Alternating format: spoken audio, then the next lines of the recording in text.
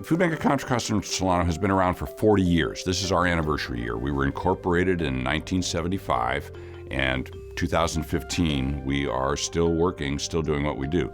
Significant difference in what we do and how we do it, but it's an organization that has grown, has prospered, and is providing incredible service in the community. Now, we started way early in the early 1980s with a program called the Senior Food Program.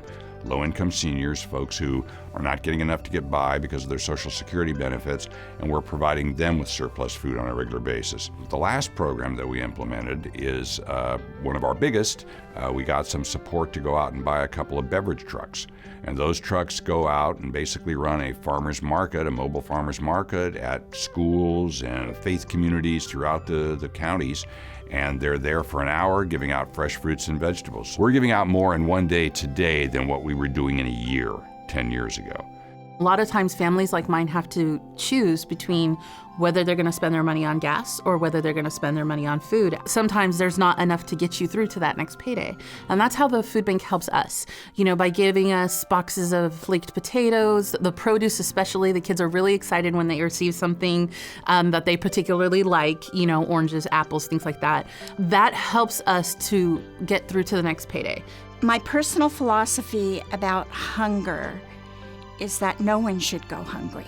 We live in a wonderful community that supports the food bank.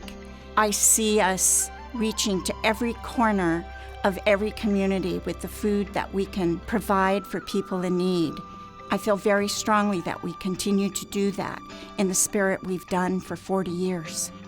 I wish other people knew that the food bank was as big as it is and has as far of a reach as it does into people in both of our counties, Contra Costa and Solano. I wish just by visiting the warehouse and dropping off a food donation, and they could see how big it is, they'd be overwhelmed at how much we do.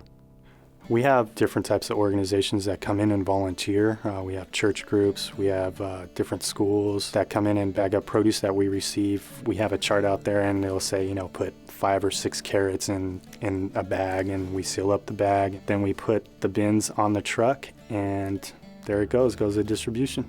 Our mission statement at the Vacaville Storehouse is fighting hunger, feeding hope. And we could do neither one of those if it wasn't for our partnership with the Contra Costa Solano County Food Bank. Not only are they providing us the food we need to feed people, but there are classes that we take, different agencies that they partner us with. And a few years ago when the recession hit, we've been feeding a number of people already, but then we started to see double the number of people who were coming. Totally different demographics, a whole different socioeconomic level started showing up because they were hungry. And it was at that moment I began to realize how serious this problem was and how enormous it is. How I first got the idea for Faith Foods Fridays was based on me seeing the increasing need in my community for people who needed help and that were struggling. We really felt like we were partners with the food bank. They helped us in every aspect to get up and running because we didn't have much experience in running a food pantry. I feel very close to the people that we serve because I once was also homeless and needed to go to food pantries to get food. I was a single mother of 2 and I was unemployed, and even with the assistance I was getting from the state and the government, it wasn't enough. And so I really relate to the people that come to my food pantry. My master's thesis was the food bank. I was at Sacramento State, that was 40 years ago. By the time it was ready, it was a functioning entity. It was handing out food. It had a small warehouse, as small as it was, and it was working. As we began to do outreach, we began to find more people that actually needed it. You walk in with a small child that's Hispanic and his hair is turning yellow from lack of food, and the mother's saying, you know, we're really hungry. She's not kidding. She's standing there with somebody who is an absolute demonstration that they are hungry. I had just come home from working a full shift at this part-time job, and there was not very much food in the house. We were down to our last couple cans of food. My husband had heated up the soup and was bringing it to me, and my daughter looked at me and she said, Mommy, I'm still hungry. For those families that are dealing with that, again, please call the food bank, because I wouldn't want anybody to ever know what that feeling is. Well, the way we get food from the food bank is that every Monday morning We pick up the food from a central location in Vallejo. They bring out a tractor trailer, 18-wheeler, load it with food. They put it out in the parking lot, and we have 17 different agencies that come every Monday morning there. And that's where we meet and pick up the food from the food bank.